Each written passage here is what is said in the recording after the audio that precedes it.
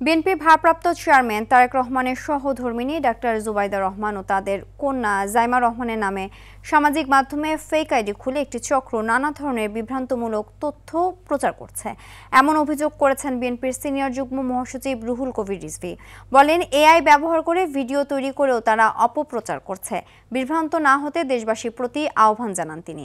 Fake আইডিগুলোর বিরুদ্ধে আইনগত ব্যবস্থা নেওয়ার কথাও জানান রিজভী। ঈদুল আজহা উপলক্ষে দেশবাসীকে বেগম খালেদা জিয়া ও তারেক রহমানের পক্ষে শুভেচ্ছা জানান বিএনপির এই নেতা।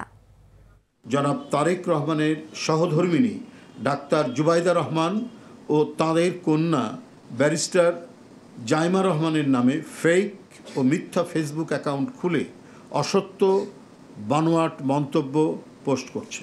এ কাজ দুষ্টচক্রের উদ্দেশ্য প্রণোদিত। এসব অপপ্রচারের লক্ষ্য হচ্ছে জনমনে জিয়া পরিবারকে নিয়ে বিভ্রান্তি সৃষ্টি করা।